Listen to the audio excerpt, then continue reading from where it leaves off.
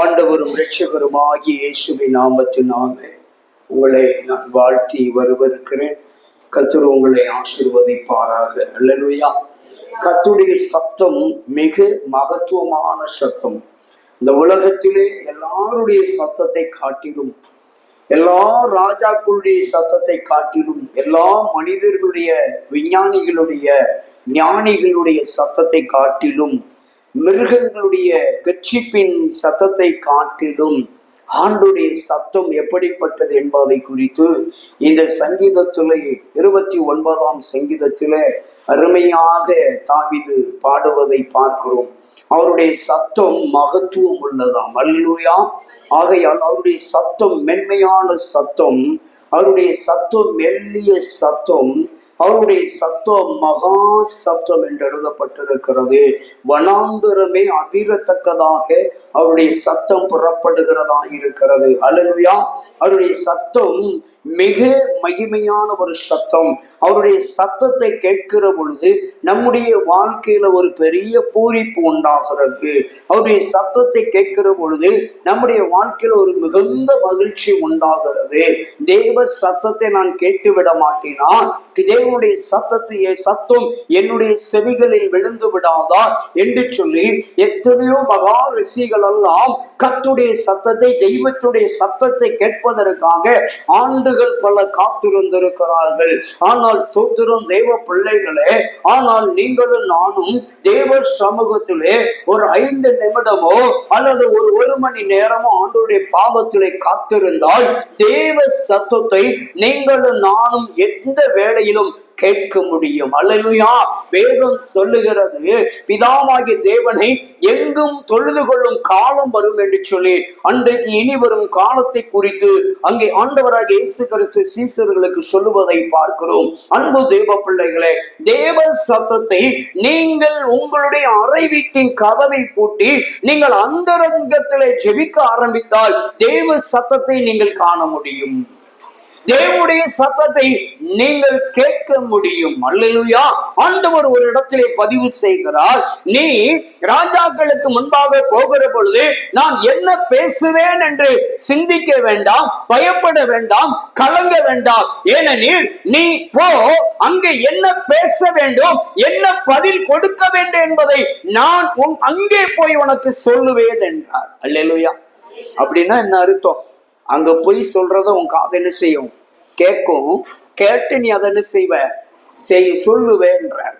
அப்ப ஆண்டவருடைய சத்தத்தை, அல்லேலூயா. ஒரு முறை இஸ்ரவேல் மக்கள் எல்லாரும் முறுமுறுத்தார்கள். யாரிடத்துல? மோசேயின் இடத்துல முறுமுறுத்தார்கள். என்ன முறுமுறுக்கிறார்கள்? தேவன் அவர் உன்னிடத்தில் மாத்திரம்தான் பேசுவாரா? ஏன் மோசேயின் இடத்துல மாத்திரம்தான் பேசுவாரா? இங்க பாருங்க, ஒரு நேரத்துல ஒரு முறை ஜனங்கள் எல்லாரும் முறுமுறுத்தார்கள். ஒரு முறை அவனுடைய சொந்த உடன் பிறந்த சகோதரி மிரியாம் அவள் முறுமுறுக்கிறாள். யாரிடத்துல? ஆரோனை கூப்பிட்டு அழைத்து சொல்லுகிறாள், ஏன் தேவன் மோசேயிடம் மாத்திரம்தான் பேசுவாரா, நம்மிடத்தில் பேச மாட்டாரா என்று என்ன சொல்றா? முறுமுறுத்தாள். சொல்லிட்டு அமைதியா இருக்கல, சொல்லி முடிக்கல. அந்த வாயிலிருந்து தேவன் மோசேயினிடத்துல மாத்திரம்தான் பேசுவாரா என்று அந்த வார்த்தை முடிப்பதற்குள்ளாக அவளுடைய சரீரம் முழுவதும் என்ன ஆயிற்று? வெண்குஷ்டம் வந்து விட்டதாம்.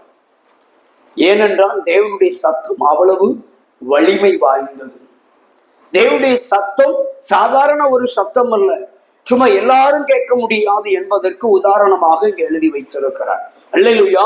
மிரியாமுக்கு உடனே என்ன ஆயிற்று? வெண்குஷ்டம் வந்து விட்டது. சரி, அது ஒரு சம்பவம். அப்புறம் இன்னொரு சம்பவம், பாளையத்தில் இருக்கிற ஜனங்கள் எல்லாரும் முறுமுறுக்கிறார்கள். ஏன் ஜனங்கள் சொல்லுகிறார்கள், தேவன் மோசேயின் இடத்துல மாத்திரம்தான் பேசுவாரோ, நம்மிடத்துல பேச மாட்டாரோ, அவர் தான் ஆண்டவரிடத்துல கேட்டு கேட்டு நமக்கு சொல்லணுமா அப்படி என்று முறுமுறுக்கிறார்கள். இந்த முறுமுறுப்பான இந்த புலம்பலின் சத்தம், இவர்களுடைய முறுமுறுப்பை யாருக்கு அறிகிறார்? யாருடைய காதுக்கு போகிறது என்றால் மோசேயினுடைய காதுக்கு இந்த செய்தி போகிறது. எல்லாரும் முறுமுறுக்கிறார்கள். அநேகர் இதில் முறுமுறுத்தார்கள். ஏன் ஆண்டவர் அவரிடத்துலதான் பேசுவாரா? நம்ம கிட்ட எல்லாம் பேச மாட்டாரா? இவரு கேட்டு கேட்டு நம்மளுடைய சொல்லணுமா? அல்லேலூயா சொல்லுங்க. இவர் எதுக்கு நமக்கு ஒரு மத்தியஸ்தர் எதுக்கு என்று சொல்லி முறுமுறுத்தார்கள். அல்லேலூயா. ரொம்ப ஜாக்கிரதையா இருங்க. இன்னைக்கு நிறைய சபைகள் இன்னைக்கு அப்படிப்பட்ட ஊழியக்காரர்களை எழும்பி விட்டாங்க. என் ஊழியக்காரன் ஜெபம் பண்ணாதான் ஆண்டவர் கேட்பாரான்னு சொல்லி பிரசங்கம் பண்ணக்கூடிய ஊழியக்காரர்கள் எழும்பி விட்டார்கள். சபைக்கு போக வேண்டாம், ஊழியக்காரர்கள் உங்களுக்கு தேவையில்லை என்று போதிக்கிற ஊழியக்காரர்கள் எழும்பி விட்டார்கள். வேதம் சொல்லுகிறது, கடைசி நாட்களில் கள்ள போதகர்கள் எழும்புவார்கள், நீங்கள் ஜாக்கிரதையாயிருங்கள் என்று பரிசுத்த வேதம் மிக தெளிவாக தெளிவாக எழுதி வைத்திருக்கிறது. மிகவும் ஜாக்கிரதையாக கவனமாக இருக்க வேண்டும். அல்லேலூயா. ஜெபிக்க கூடாது என்று சொல்லுவதற்கு ஒரு கூட்டம் இருக்கிறது. வேதம் வாசிக்க வேண்டாம் என்று சொல்லுவதற்கு ஒரு கூட்டம் இருக்கிறது. உபவாசமே செய்ய வேண்டாம் என்று சொல்லுவதற்கு ஒரு கூட்டம் இருக்கிறது. அல்லேலூயா. ஆலயத்துக்கே போக வேண்டாம் என்று சொல்றதுக்கு ஒரு கூட்டம் இருக்கிறது. ஆலயமே நமக்கு தேவையில்லை, ஊழியக்காரனே நமக்கு தேவையில்லை என்று சொல்லுவதற்கு ஒரு கூட்டம் இருக்கிறது. இன்னைக்கு பல கூட்டங்கள் கடைசி நாட்களிலே இப்படிப்பட்ட கூட்டங்கள் எல்லாம் எழும்புவார்கள் என்று 2000 ஆண்டுகளுக்கு முன்பாகவே பரிசுத்த வேதம் தெளிவாக எழுதி வைத்திருக்கிறது. அல்லேலூயா. அருமையாக நமக்கு அறிவிக்கப்பட்டிருக்கிறது. தேவ பிள்ளைகளை அப்படியாக அந்த மோசேயை குறித்து முறுமுறுத்த உடனே என்ன செஞ்சாங்க? இந்த செய்தி மோசைக்கு அறிவிக்கப்பட்டது. மோசை பார்த்தாரு, நல்லதான் போச்சுப்பா. அம்மேன்னு சொல்லுங்க. உண்மைதான். என்ன, இவ்வளவு வேரி கெட்டி மேய்க்கிறதுக்கு எனக்கு பெரிய வேலை மிச்சம். அவ்வளவு பேருக்காக குறைஞ்சது வேதம் சொல்லுகிறது, இஸ்ரவேல் மக்கள் எகிப்திலிருந்து புறப்படுகிற பொழுது எத்தனை லட்சம் புருஷர்களாம்? 6 லட்சம் புருஷர்கள். அங்கே மனைவிமார்கள் கணக்கிடப்படவில்லை, பிள்ளைகள் குழந்தைகள் கணக்கிடப்படவில்லை. பாருங்க, அப்போ புருஷர்கள் மட்டும் 6 லட்சம் பேர். அப்ப மனைவிமார்கள் பெண்கள் எல்லாம் கணக்கிட்டால் எத்தனை லட்சம் பேர் என்று குறைந்தது ஒரு 30 லட்சம் வைத்துக் கொள்வோம். இல்லையா? அத்தனை லட்சம் மக்களை வழிநடத்தின மோசே அத்தனை லட்சம் பேருக்கு இவன் ஒருத்தமா என்ன செய்ய வேண்டியிருக்கு? ஆண்டவர்கிட்ட கேட்டு கேட்டு கேட்டு சொல்ல வேண்டியிருக்கு. இவரு பார்த்தாரு, நல்லதான் போச்சு அப்பா.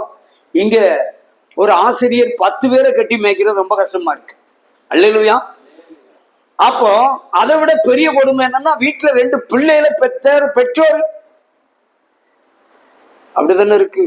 2 பிள்ளையை சமாளிக்க முடியல. உடனே 2 பேரையும் என்ன செஞ்சிருந்தது? ஒண்ணு ஆயா கிட்ட கொண்டு விட்டுட்டு வந்துருது.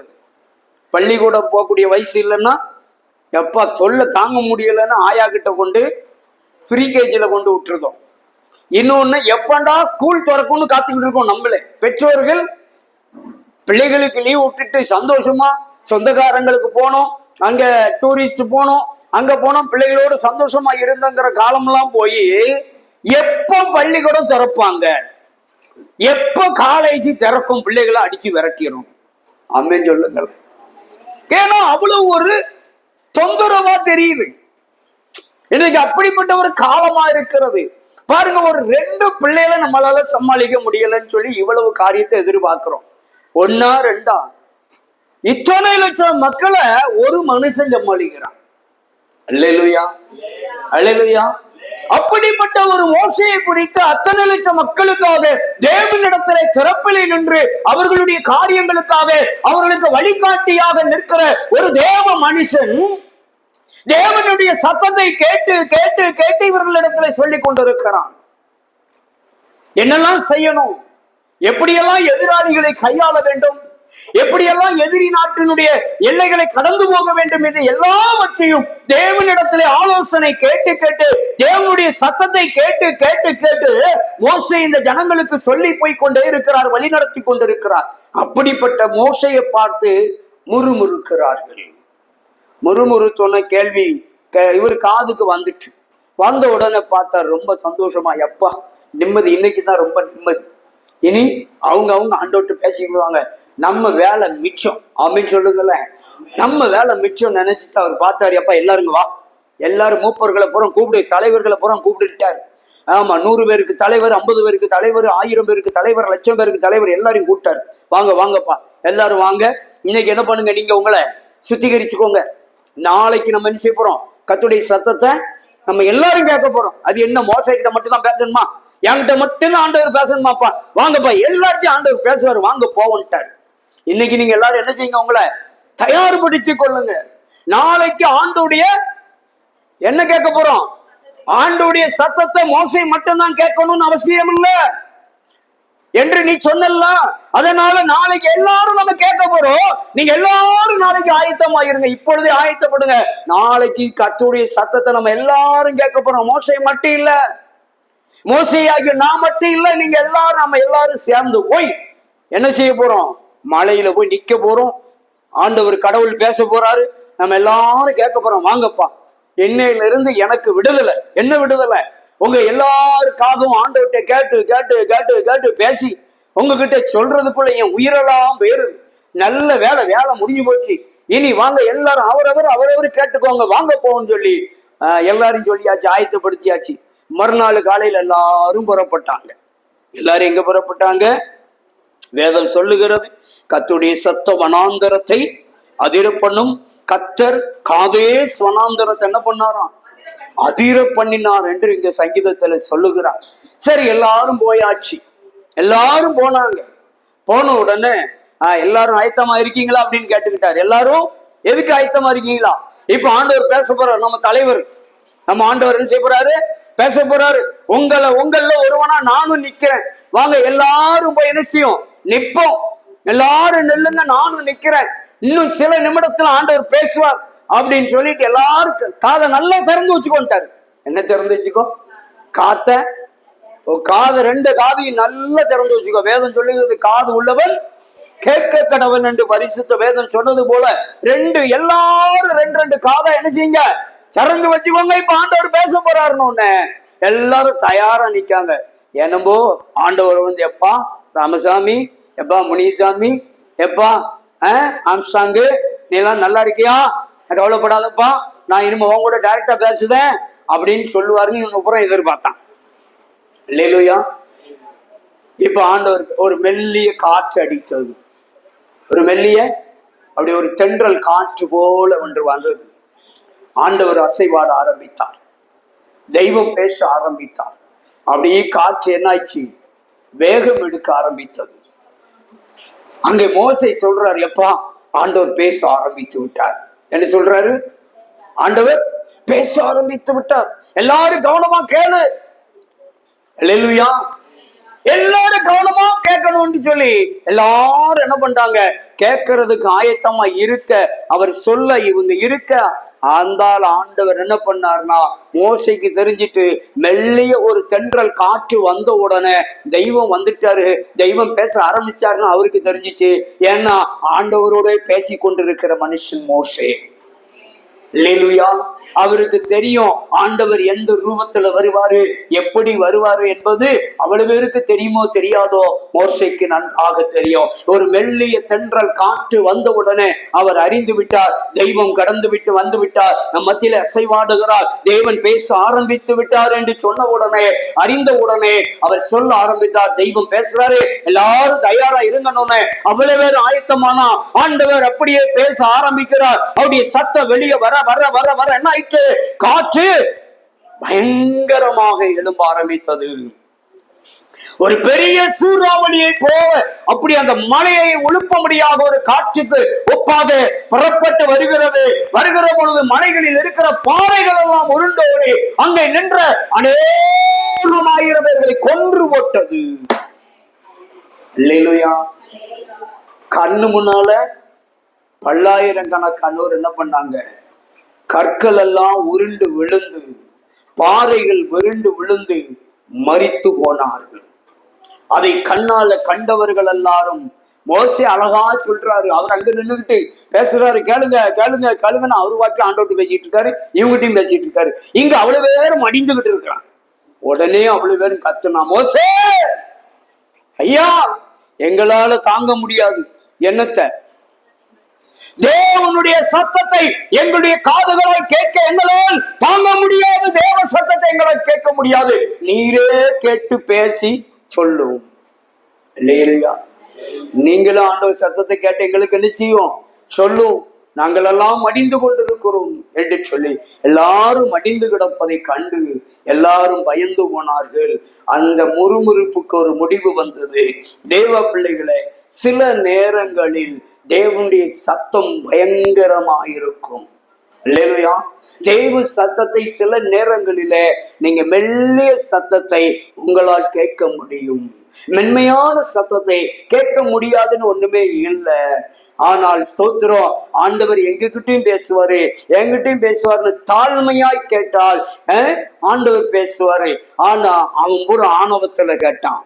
இல்லையா? பாருங்க, ஆண்டவர் எல்லாரிடத்திலும் பேசுகிற தெய்வம். சில நேரங்களிலே ஆண்டவர் சில காரியங்களை யார் மூலியமாக தான் தெரியப்படுத்துவார்? ஊழியக்காரன் மூலியமாக தான் தெரியப்படுத்துவார். அதற்காகத்தான் ஆண்டவர் ஆசாரியனை ஏற்படுத்தி வைத்திருக்கிறார். அதற்காகத்தான் ஊழியக்காரனை தேவன் ஏற்படுத்தி வைத்திருக்கிறார். சில நேரங்களிலே சில காரியங்களை ஊழியக்காரர்கள் மூலியமாக தான் தேவன் வெளிப்படுத்துவார், பேசுவார். எல்லா நேரங்களிலும் உங்களிடத்திலே பேசுவார் என்று சொன்னால் அது முடியாத காரியம். அல்லேலூயா. ஆண்டவரிடத்துல எந்த விதத்திலும் நாம என்ன செய்யக்கூடாது? முறுமுறுக்க கூடாது. அல்லேலூயா. பாருங்க, எப்படியாய் வேதம் சொல்லுகிறது.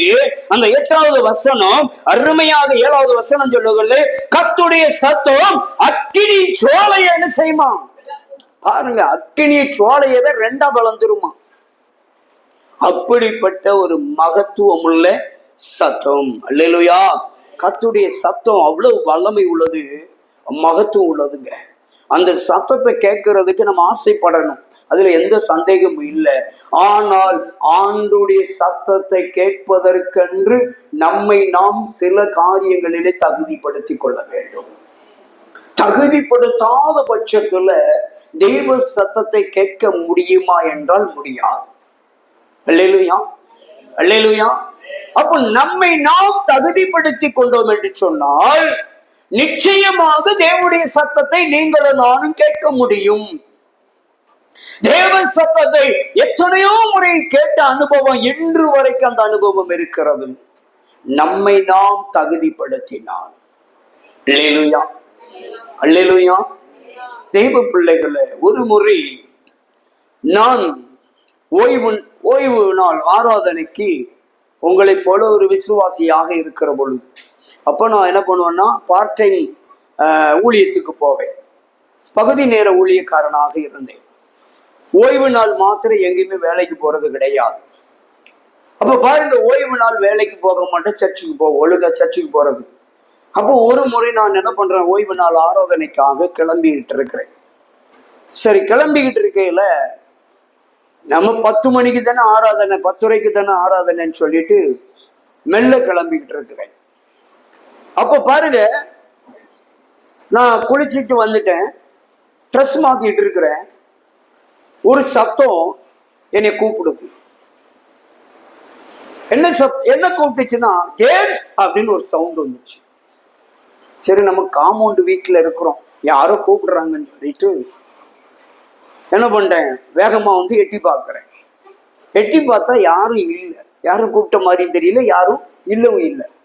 சரின்னு சொல்லிட்டு, சரி ஒருவேளை பிரம்மையா இருக்குமான்னு சொல்லிட்டு நான் உள்ள போயிட்டேன். அப்ப மறுபடியும் ஒரு 2 நிமிஷம் கழிச்சு மறுபடியும் ஒரு சத்தம், அதோட கொஞ்சம் சவுண்டா வந்து ஜேம்ஸ் அப்படின்னு ஒரு சவுண்ட் வந்துச்சு. ஏதோ பிரச்சனை பொழுது யாரும் நம்ம கூப்பிடலான்ட்டு மறுபடியும் வேகமாக ஃபேண்டை போட்டுட்டு வெளியே போய் பார்த்தா அப்பவும் அங்க ஒருத்தர் இல்லை. சரி, யாராவது கூப்பிட்டாங்களான்னு சொல்லி கேட்டு பக்கத்துல போய் பார்த்தாலும் கேட்கலையும் ஆள் இல்லை, ஒருத்தருமே இல்லை. சரி, ஹவுஸ் ஓனர் இருப்பாங்களான்னு சொல்லி அவங்க வீட்டையும் பார்த்தா அவங்க வீட்டுல எல்லாருமே சர்ச்சுக்கு போயிட்டாங்க, பூட்டு தொங்குது. மொத்தம் 4 பேர் நாங்க வாடகைக்கு இருந்தோம். வரிசையா 4 வீடு, ஹவுஸ் ஓனர் வீடு, ஒரே காம்பவுண்டுக்குள்ள யாருமே இல்லை. 2வது சத்தத்தையும் சரி யாரும் கூப்பிடல அப்படின்ட்டு மறுபடியும் அசால்ட்ட போயிட்டேன். 3வது ஒரு முறை அடுத்து ஒரு 5 நிமிஷம் சட்டையை போட்டுட்டு இருக்கிறேன், ஒரு சத்தம் ஜேம்ஸ் அப்படின்னு ஒரு சவுண்ட் பயங்கரமா கட்டுச்சு. அப்பதான் புரிஞ்சேன், சரி இது யாரும் இல்லை, யாரு கூப்பிடுறா, தெய்வ சத்தம். நான் அப்ப சொன்னேன், எனக்கு அப்போ ஒரு ஞாபகம் வந்துச்சு. ஓ, சாமுவேலை கர்த்தர் எத்தனை முறை கூப்பிட்டாரு, எத்தனை முறை கூப்பிட்டாரு? 3 முறை. சாமுவேலே சாமுவேலே சாமுவேலே என்று 3 முறை கூப்பிட்டது அன்றைக்கு எனக்கு ஞாபகம் வந்துச்சு. ஏலி அவன் ஸ்தானத்திலே படுத்திருக்கிறான், சாமுவேல் அவருடைய ஸ்தானத்திலே படுத்திருக்கிறான், பிள்ளை ஆண்டான். சாமுவேலை தேவனாகி கர்த்தர் அங்கே கூப்பிடுகிறது, 3 முறை கூப்பிடுகிறார். முதல் முறை கூப்பிட்டு ஓடி போய் ஏலி கிட்ட போய், ஆண்டவரே நீர் கூப்பிட்டேரான்னா. அவர் சொன்னார், நான் கூப்பிடல, போய் படுத்து கொண்டார். 2வது ஆண்டவர் கூப்பிட்டாரு, சாமுவேலே அப்படின்னாரு. மறுபடியும் எதிர்த்து வேக வேகமா ஓடி வந்த, ஆண்டவனே என்னை கூப்பிட்டேரான்னா. அல்லேலூயா. அப்போ ஏலிக்கு தெரிஞ்சு போச்சு, எப்பா நான் கூப்பிடல, உன்னை கூப்பிட்டது ஆண்டவர். அல்லேலூயா.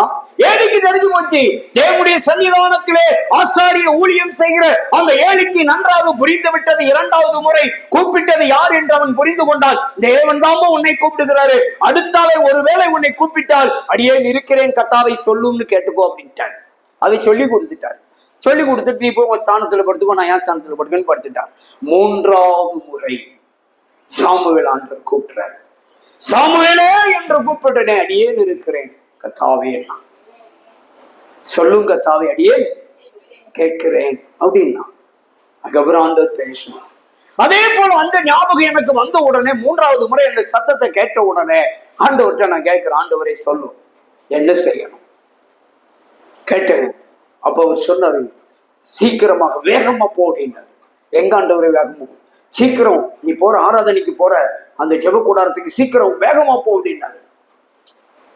சரின்னு சொல்லி வேக வேகமா ஆண்டவர் ஏதோ ஒரு வேகமா போக சொல்லி ஏதோ ஒரு காரணத்தை சொல்றான்னு வேக வேகமா கிளம்பி நான் முன்னால போறேன்.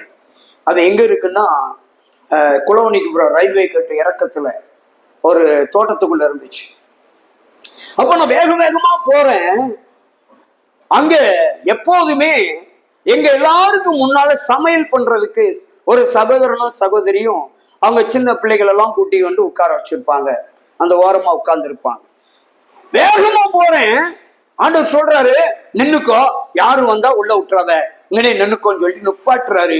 நின்னுட்டு பாருங்க, எப்போதுமே அந்த சமையல்காரங்களும் வந்து அந்த சகோதரர் சமையல் பண்றதுக்கு எல்லாத்தையும் வந்து காய்கறி வெட்டி எல்லாம் அந்த மசாலா எல்லாம் ரெடி பண்ணி உட்கார்ந்து ரெடி பண்ணக்கூடிய இடத்துல வந்து இருக்கக்கூடிய அந்த தருணத்துக்கு முன்னால என்னை அனுப்பிட்டாரு. அவங்க வரதுக்கு முன்னாடி என்னை அனுப்பிட்டாரு. ஆக்சுவலா அவங்க எல்லாம் வந்து சமையல் எல்லாம் மூக்குல வாடை அடிச்சதுக்கு அப்புறம் தான் நம்மளும் போவோம். அப்படி போக வேண்டிய ஆள் அன்னைக்கு என்ன பண்ணிட்டாரு, ஆண்டவரே அட்வான்ஸா அனுப்புறாரு. முன்னால போய் நின்றுட்டு அவர் சொல்றாரு நெல்லு அப்படிங்கிறார். நின்று யாரையும் வரவிடாது. கரெக்டா அவர் சொல்லி அடுத்த நிமிஷத்துல பெரிய அந்த எங்க கூடாரம் முன்னாடி இருந்த பெரிய வேப்ப மரம் கட்டி 2 பேர் கட்டி பிடிக்கலாம், அவ்வளவு பெரிய வேப்ப மரம் அப்படியே சரிஞ்சு கூடாரத்துக்கு மேல விழுந்துட்டு. கூடாரம் மேல விழுந்தாலும் பரவாயில்ல, விழுந்த இடம் என்னன்னா அந்த காய்கறி நறுக்கி அந்த பிள்ளைகளை வச்சுக்கிட்டு இருப்பாரு பாருங்க, கரெக்டா அந்த இடத்துலதான் விழுந்திருக்கு. கர்த்தர் எத்தனை உண்மை உள்ளவர் பாத்தீங்களா. அப்ப ஆண்டவருடைய சத்தம் கேட்டோம்னா அதுல ஒரு உன்னத நோக்கம் இருக்கும். இல்லையா? அப்ப அன்றைக்கு மாத்திரம் தேவன் என்னை ஒருவேளை அவருடைய சத்தத்தை நான் அறியாமல் இருந்து போகாமல் இருந்தால் ஏதாவது ஒரு விபரீதம் நடப்பதற்கு வாய்ப்பு இருந்திருக்கும்.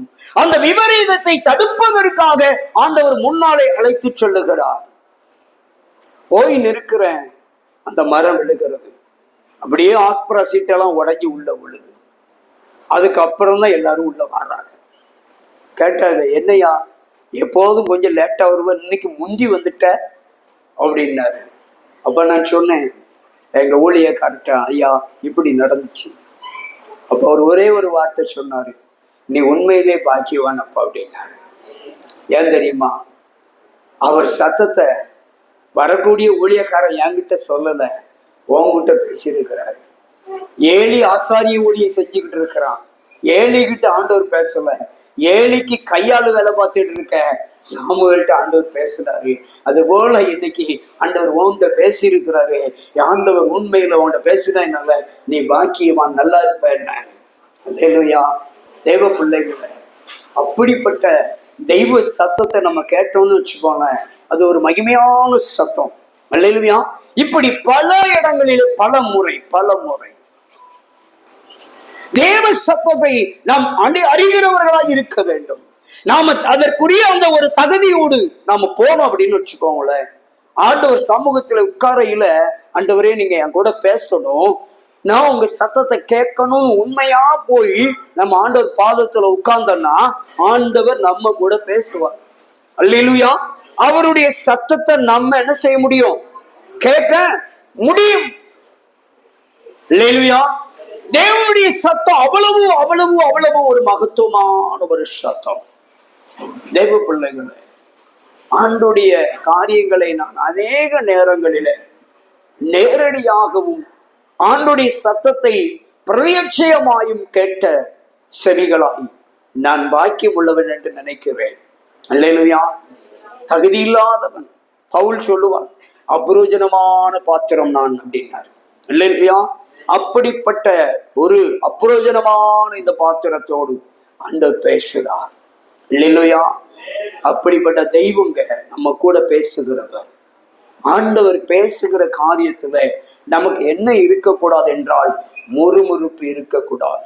உண்மையா ஆண்டவர் பாதத்துல உட்கார்ந்து, ஆண்டவரே எனக்காக பேசுங்கப்பா, என் பிள்ளைகளுக்காக என்கிட்ட பேசுங்கப்பா, என் குடும்பத்துக்காக என்கிட்ட பேசுங்க ஆண்டவரே, என் ஊழியத்துக்காக பேசுங்க ஆண்டவரே, அப்பா என்னுடைய ஆண்டவரே உறவுகளுக்காக கணவனுக்காக பேசுங்க, என் மனைவிக்காக பேசுங்கன்னு சொல்லி, ஆண்டவரே என் பெற்றோருக்காக பேசுங்க, என் சகோதரனுக்காக என் நண்பர்களுக்காக பேசுங்கன்னு சொல்லி ஆண்டவர் பாதத்துல உண்மையா உட்கார்ந்தோன்னா ஆண்டவர் நிச்சயமா பேசுவார்.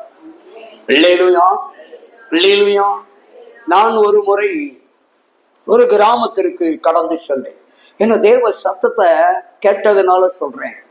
தேவ சத்தத்தை உணர்ந்த அந்த இடத்துல பாருங்க, ஒரு கிராமத்துக்கு போறேன். ஒரு 25 வயசு இருக்கும் ஒரு வாலிப பையன். அவங்க வீட்டுக்கு பக்கத்து வீட்டுக்கு தான் நான் ஜெபம் பண்ண போனேன். அவங்க வீட்டுல ஜெப கூட்டத்தை முடிச்சாச்சு. முடிச்ச உடனே அந்த சகோதரன் சொல்றாரு, ஐயா நீங்க என்ன பண்ணுங்கன்னா, என் வீட்டு பக்கத்துல ஒரு தம்பி இருக்கிறான், வாலிப தம்பி, அவனுக்கு கொஞ்சம் ஜெபம் பண்ணணும், அவன் மனசே சரியில்லை, அவனுக்கு எப்படியாவது ஜெபம் பண்ணணும் யா அப்படின்னாங்க. அவன் சரி நான் வர சொல்லுங்க, நான் கூட்டிட்டு வாங்க, நான் ஜெபம் பண்ணிட்டு போறேன் அப்படின்ட்டு. சரின்னு சொல்லிட்டு நான் அவனுக்காக அந்த தம்பிக்காகன்னு செய்றேன், ஜெபம் பண்ண ஆரம்பித்தேன். ஜெபம் பண்ணையில ஆண்டவர் சில காரியத்தை காண்பிப்பதற்காக அவனை ஜாக்கிரதையா இருக்க சொல்லு, அவன் உயிருக்கு ஆபத்து இருக்கு அப்படின்னு 2 வார்த்தை சொன்னார். என்ன வார்த்தை சொன்னாரு? ஜாக்கிரதையா இருக்க சொல்லு, உயிருக்கு ஆபத்து இருக்கு, அவனை ரொம்ப கவனமா இருக்க சொல்லுன்னு சொல்லி ஆண்டவர் சொல்ல சொன்னார். சரிங்களா? சில நேரங்களிலே அதற்குரிய அர்த்தங்கள் அவங்களுக்கு புரியும். எதுக்காக ஜாக்கிரதையா இருக்கணும், எதற்காக நம்ம பாதுகாப்பா இருக்கணும்ங்கிறது அவங்களை சுற்றி நடக்கிற சம்பவங்கள் அவங்களுக்கு நன்றாக தெரியும். அதனால் தேவன் சுருக்கமாக 2 வார்த்தையை சொல்லி அனுப்புறார். அந்த அடிப்படையில அந்த தம்பிக்காக நான் சொல்லிட்டு அந்த சகோதரனை கூப்பிட்டு சொன்னேன், அண்ணே அந்த தம்பியை சொல்லிருங்க, ரொம்ப கவனமா இருக்க சொல்லுங்க, உயிருக்கு ஆபத்து இருக்கு, நல்ல ஜெபம் பண்ண சொல்லுங்க, சர்ச்சுக்கு போக சொல்லுங்க, அவன் போற இடத்துல அவன் இருக்கிற இடத்துல ரொம்ப கவனமா எங்கனாலும் போயிட்டு வரட்டும், கவனமா இருக்கணும், ஜாக்கிரதையா போட்டு சொல்லுங்க. ஒரு ஸ்தோத்திரம் ஆண்டவர் சொன்னாருன்னு நான் சொல்லிட்டு நான் பாட்டுல கடந்து வந்துட்டேன். அப்ப அவங்களும் அந்த தம்பிகிட்ட என்ன பண்ணிருக்காங்க, கூப்பிட்டு சொல்லியிருக்காங்க. அப்போ அந்த தம்பி என்ன ரிப்ளை பண்ணிருக்கிறான்னா, இல்லையா மனசு சரியில்லைன்னு நினைச்சேன், ஜெபம் பண்ணாரு, ரொம்ப சந்தோஷம், மற்றபடி அவர் சொல்ற மாதிரிலாம் ஒண்ணுமே இல்லை, அதனால நான் கவனமா தான் இருக்கேன், நான் ரொம்ப ஜாக்கிரதையா இருக்கேன், எனக்கு ஒன்றும் வராது, எனக்கு ஒன்றும் நடக்காது, எனக்கு ஒன்றும் செய்யாது. அல்லையா? ஒரே வார்த்தை சொல்லிட்டு போயிருக்கலாம். சரியா ஐயா சொல்ற மாதிரி என்ன செய்றேன், சரின்னு போயிருக்கணும். அதை விட்டுட்டு அடுத்த ஒரு படி, அப்படிதானே, நித்திய ஜீவனை சுதந்திரித்துக் கொள்வதற்கு நான் என்ன செய்ய வேண்டும் கேட்டவன் ஆண்டவருக்கே பிரசங்கம் பண்ணான் தெரியுமா? அது மாதிரி இவன் என்ன பண்ணிட்டான், அப்படிலாம் எனக்கு ஒன்றும் இல்லை, அவர் சொல்ற மாதிரி ஒன்றும் இல்லை, அது இல்லை இது இல்லை அப்படின்னு சொல்லிட்டு அவன் பாட்டில கடந்து போயிட்டான். நான் அதுக்கு அடுத்து ஒரு 7 நாள் கழிச்சு ஆலங்குளத்துக்கு அடுத்தால பாவூர் சத்திரம் பக்கத்துல ஒரு ஊழியத்தை முடிச்சுட்டு நான் ஒரு 3:30 மணி இருக்கும், நான் திரும்பி வந்து கொண்டிருக்கிறேன். அந்த கிராமத்திலிருந்து எந்த சகோதரன் வீட்டுக்கு ஜெபம் பண்ண போனோனோ அந்த சகோதரன் சொன்னாரு, போன் பண்ணி எனக்கு போன் பண்றாரு, ஐயா எங்க இருக்கீங்க அப்படின்னாரு. என்ன விஷயம்? இந்த மாதிரி நீங்க போன வாரம் என் வீட்டுல வந்து ஜெபம் பண்ணிட்டு ஒரு தம்பிக்கு ஜெபம் பண்ண சொன்ன, அந்த தம்பிக்கு இந்த மாதிரி காரியம்லாம் இருக்குன்னு சொன்னீங்களா? அந்த தம்பி சரியாக 11:30 மணிக்கு ஆக்சிடென்ட் ஆகி மரித்து போனான். யோசித்து பாருங்க. பைக்கில் வந்திருக்கிறான், எய்த்தால வந்த லாரிக்காரன் அப்படியே தூக்கிட்டான். அந்த ஸ்பாட்ல இறந்து போனான். இப்போ அவனுடைய பாடி ஊருக்கு வந்துட்டு இருக்குயா அப்படின்னு வேதனையோடு சொல்றார். அப்போ பாருங்க, அவர் சொல்றாரு, அவர் சொல்லிதான் எனக்கு தெரியும். அவன் நீங்க சொன்னதை நான் அவங்ககிட்ட போய் சொன்னேன், அவன் அலட்சியமா பேசிட்டாயா, இப்ப நீங்க சொன்ன மாதிரியே அவனுக்கு நடந்து போச்சு. ஒரு ஆத்துமா எவ்வளவு விலையேறப்பட்டது தெரியுமா? ஒரு சின்ன வார்த்தை. ஆண்டவர் எதை விரும்புகிறார்? பலிகளை காட்டிலும் கீழ்ப்படிதல். ஒரே ஒரு வார்த்தை, ஒரே ஒரு வார்த்தை. சரியான கவனமா இருந்துகிட்டு ஒரே ஒரு வார்த்தை மாத்திரம் அந்த இடத்துல பதில் கொடுத்திருப்பான்னா, அந்த இடத்துல அவனை தேவன் எந்த ரூபத்திலும் காத்து கொள்ளுவான், காப்பாற்றி இருப்பாருங்க. சில நேரங்களில தேவனுடைய வார்த்தையை நாம என்ன பண்ணிடுறோம்னா, தேவனுடைய சத்தத்தையே அலட்சியப்படுத்தி விடுகிறோம். தேவ சத்தம் ஊழியக்காரன் மூலியமாக, வசனத்தின் மூலியமாக வெளிப்படும். சில நேரங்களிலே உங்களோடு பிரேட்சயமாய் வெளிப்படும். சில நேரங்களிலே தேவ சத்தம் தேவ மனுஷன் மூலியமாக வெளிப்படும். அதான் வேதம் சொல்லுகிறது, பேசுகிறது நான் அல்ல, கர்த்தருடைய ஆவியானவர். அப்ப தேவ சத்தம் யார் மூலியமாக வெளிப்படுகிறது? ஊழியக்காரன் மூலியமாகவும் வெளிப்படுகிறது. தேவனுடைய சத்தம் சில நேரங்களிலே வசனத்தின் மூலியமாக, வார்த்தையின் மூலியமாகவும் வெளிப்படுகிறது. சில நேரங்களில் தான் உங்களோடு பிரதியட்சமாய் கேட்கிறதா இருக்கிறது. இல்லையா? இன்னும் சொல்லுகிறேன், தேவ சத்தம் அநேக நேரங்களில் வசனத்தின் மூலியமாகவும் தேவ மனுஷன் மூலியமாகவும் தான் கர்த்தர் பேசுவார். அல்லேலூயா, அல்லேலூயா. எங்க நல்லா கவனிச்சு பாருங்க. சீரியா தேசத்துல இஸ்ரவேலில் எருசலேமிலிருந்து பிறப்ப கண்டுபிடித்து அங்கே சிறைபிடித்து போன ஒரு பெண் நாகமானுடைய வீட்டிலே அடிமை பெண்ணாக அடிமை வேலை பார்த்து கொண்டிருக்கிறார். நாகமானுக்கு என்ன வியாதி? குஷ்டரோகம், பயங்கர குஷ்டரோகம், உடம்பு பூரம் பரவிட்டு அவனால தாங்க முடியல. அப்படிப்பட்ட குஷ்டரோகம் இருந்த அந்த மனுஷனை யார் பார்க்கிறா? அந்த இஸ்ரவேலில் இருந்து அங்க அடிமையாக கொண்டு போகப்பட்ட அந்த அடிமை பெண், அந்த நாகமானுடைய வீட்டிலே அடிமை பெண்ணாக இருக்கிற அந்த சிறு பெண்ணு சொல்றா, என் ஆண்டவனே, நீர் இஸ்ரவேலுக்கு போனீர்னா உமக்கு சுஸ்தமாக வாய்ப்பு இருக்குன்னா. அல்லேலூயா. நீர் இஸ்ரவேலுக்கு போனீர்னா சோமாகிருவேரு, அங்க போறோம் என்று சொல்லி அவர் சொல்லுகிறார். இவன் என்ன பண்ணிருப்பான்? நம்மளா இருந்தா என்ன சொல்லியிருப்பான்? நீ என் வீட்டு வேலைக்காரி நாய், என் வீட்டு வேலைக்காரி, நானே உன்னை பணம் கொடுத்து அடிமையா வாங்கிட்டு வந்திருக்கிறேன், நீ எனக்கு ஆலோசனை சொல்லுது யான்னு சொல்லி என்ன சொல்லியிருப்போம். அவன் பார்த்தான், அப்படியே சொன்னான். அந்த பிள்ளை சொன்னதை அப்படியே நம்பி என்ன பண்ணிட்டான்? உடனே புறப்பட்டு வந்துட்டான். அவன் அந்த வார்த்தையை மறுதளிக்கலாங்க, உடனே கீழ்ப்படிந்தான். ஒரு அடிமை பெண், அவன் வீட்டுல வேலை செய்கிற ஒரு அடிமை பெண்ணு சொன்ன வார்த்தைய அப்படியே கேட்டு கீழ்ப்படிந்து உடனே அவன் ராஜா, சீரியா ராஜாட்ட ஒரு லெட்டரு, ரெக்கமெண்ட் லெட்டர் வாங்கினான். ஐயா ராஜா, ஏன்னா அவன் சீரிய படை தலைவன், அவன் ராணுவ கமாண்டர். அவன் தன்னுடைய ராஜா கிட்ட போய் என்ன பண்ற, ரெக்கமெண்ட் லெட்டர் தரணும், இஸ்ரவேல் தேசத்துக்கு போறேன், அந்த ராஜாவுக்கு ஒரு லெட்டர் எழுதி கொடு, அவர் இந்த உங்க லெட்டரை பார்த்தோன்னே எனக்கு உதவி செய்வார். ரெக்கமெண்ட் அப்பமே ரெக்கமெண்ட் லெட்டர் தேவைப்பட்டு பாருங்க. இல்லையா? அது இன்னும் வேலை செய்யுது. இப்பவும் ரெக்கமெண்ட் லெட்டர் தேவைப்படுது எங்க போனாலும். அன்னைக்கு நாகமானுக்கு ஒரு ரெக்கமெண்ட் லெட்டர் கொடுத்தாரு சீரியா ராஜா. அதை வாங்கிட்டு இஸ்ரவேலுக்கு வந்தாரு. இஸ்ரவேல் ராஜா பார்த்து பதறிட்டாரு. இல்லையா? இல்லையா? கடைசியில கேள்விப்பட்டு எங்க வந்துட்டாரு? எலிஷா கிட்ட வந்துட்டாரு. பாருங்க, ஒரு சின்ன பொண்ணு மூலியமா ஆண்டவர் பேசினார். வீட்டுல வேலை செய்கிற ஒரு பிள்ளை மூலியமாக, ஒரு சிறு பெண் மூலியமாக கூட கர்த்தர் பேசுவார். அல்லேலூயா. அன்றைக்கு அந்த சிறு பெண் பேசின வார்த்தையை அல்ல தட்டாமல் தட்டி கழிக்காமல் உடனே அதை கேட்டு செவி கொடுத்து அந்த வார்த்தைக்கு அப்படியே கீழ்ப்படிந்து வந்ததனாலதாங்க நாகமானுடைய குஷ்டம் நீங்கிச்சு. அல்லேலூயா, அல்லேலூயா. அவனுக்கு ஒரு வழிகாட்டுதல் எங்கே கிடைத்ததென்றால் சிறுப்பன் மூலியமாக தேவன் அவனுடைய சாமன் சத்தத்தை கேட்க உதவி செய்தார். தேவ சத்தம் அந்த சிறு பிள்ளையின் மூலியமாக கடைசியில நாகமன் நன்னாயிட்டான், ரட்சிக்கப்பட்டான்.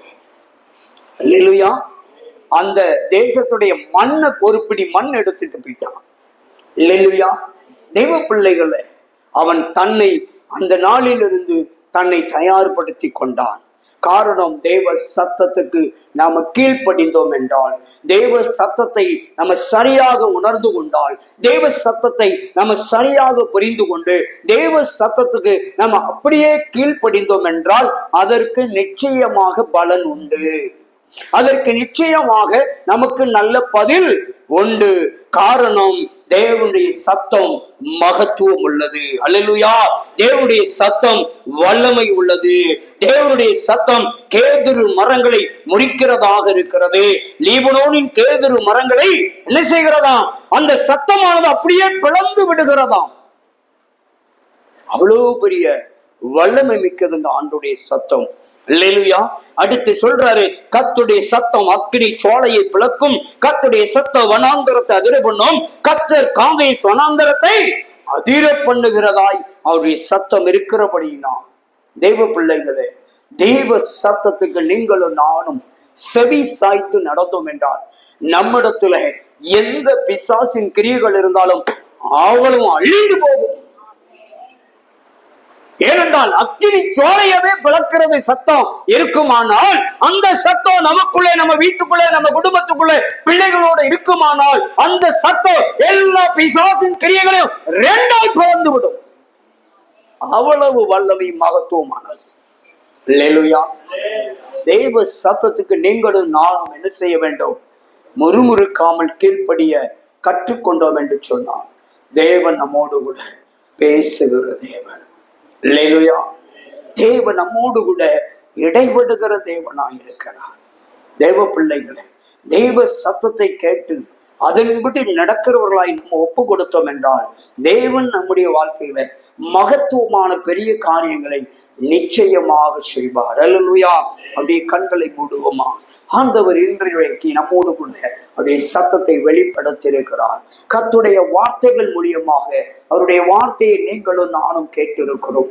தெய்வ பிள்ளைகளை, ஆண்டவர் நம்மோடு கூட பேசியிருக்கிறார். ஆண்டவரே, உங்க சத்தத்தை நான் இனி உண்மை உத்தமாய் கேட்டு உம்முடைய சத்தத்துக்கு நான் கீழ்ப்படிதல் உள்ள மகனாக, கீழ்ப்படிதல் உள்ள மகளாக காணப்படுவேன் என்று சொல்லி யாரெல்லாம் உடைய சத்தத்துக்கு முறுமுறுத்தார்களோ அவர்களெல்லாம் அழிவை கண்டார்கள். யாரெல்லாம் உடைய சத்தத்துக்கு ஆண்டவரை கீழ்ப்படிந்தார்களோ அவர்களெல்லாம் மேன்மையை கண்டார்கள், அற்புதங்களை கண்டார்கள், அதிசயங்களை கண்டார்கள் என்று உம்முடைய சத்தத்தை குறித்ததான அந்த மகத்துவத்தை இந்த வேளையிலே நாங்கள் அறிந்தோம். ஆண்டவரே, அப்பா, வனாந்தரத்தை அதிர பண்ணுகிற ஆண்டவரே, காங்கேஸ் வனாந்தரத்தை அதிர பண்ணுகிற, கேதுரு மரங்களை பிளக்கிற, அக்கினி சோலையை இரண்டாய் பிளக்கிற உம்முடைய மகத்துவமான அந்த சத்தத்தை ஆண்டவரே இந்த வேளையிலே கேட்பதற்கு நீர் பாராட்டின அந்த நல்ல கிருபைக்காய் நாங்கள் நன்றி செலுத்துகிறோம். தாவே, நாங்கள் எங்கள் வாழ்நாள் முழுவதும் உம்முடைய சத்தத்தை ஆண்டவரே நாங்கள் கேட்கிறவர்களாக, முறுமுறுக்கிறவர்களாய் அல்ல, கீழ்ப்படிந்து அந்த சத்தத்தின்படி நடக்கிறவர்களாக, செயல்படுகிறவர்களாக, மேன்மை அடைய, நன்மையை பெற, அற்புதங்களை காண, அதிசயங்களை, விடுதலையும் சுகத்தையும் பெறுவதற்கு உம்முடைய சத்தத்தின்படி நாங்கள் ஆண்டவரே எங்கள் வாழ்க்கையில பயணிக்க உதவி செய்வீராக. ஆண்டவரே, உம்முடைய வல்லமையான மகத்துவமான சத்தம் உம்முடைய பிள்ளைகளை அனுதினமும் நடத்தட்டும். ஆண்டவரே, எல்லாருடைய வாழ்விலும் மகிமையான காரியத்தை வெளிப்படுத்தட்டும். ஆண்டவரே, அதிசயங்களை வெளிப்படுத்தட்டும், அற்புதங்களை வெளிப்படுத்தட்டும். ஆண்டவரே, வார்த்தை மூலியமாய் நீர் இடைபடுகிற கர்த்தர், வார்த்தை மூலியமாய் உங்களுடைய சத்தத்தை வெளிப்படுத்துகிற கர்த்தர், இதோ என் வார்த்தையை அனுப்பி உன்னை குணமாக்குவேன் என்று சொன்ன கர்த்தர், இதோ உங்களுடைய வார்த்தையின் சத்தத்தின் மூலியமாக உங்க பிள்ளைகளை நீர் குணமாக்குவீர், உங்களுடைய பிள்ளைகளை விடுதலையாக்குவீர், கட்டுகளை அறுத்து நுகத்தை முறித்து உங்களுடைய பிள்ளைகள் விடுதலையோடு, சுகத்தோடு, ஆரோக்கியத்தோடு, ஆசீர்வாதமாய், சந்தோஷமாய், மகிழ்ச்சியாய் நீர் வாழ வைப்பீர். ஆண்டவரே, அப்படியே செய்வதற்காய் சொல்கிறோம். வந்திருக்கிற, கேட்கிற, பார்க்கிற ஒவ்வொரு பிள்ளைகளின் குடும்பங்களை ஆசீர்வதி. அப்படியே வாழ்க்கையில நன்மைகள் உண்டாகட்டும், விடுதலையும் அற்புதங்களும் நடக்கட்டும். அவங்க வேதனை மாறி, ஆண்டவரே வருத்தங்கள் நீங்கி, கவலை நீங்கி, கண்ணீர் துடைக்கப்படட்டும், கஷ்டங்கள் எல்லாம் நீங்கி போகட்டும், அற்புத அடையாளங்கள் அதிசயங்கள் பெருகட்டும். இயேசுவின் நாமத்தில் நல்ல பிதாவே, ஆமென். எல்லாம் சேர்ந்து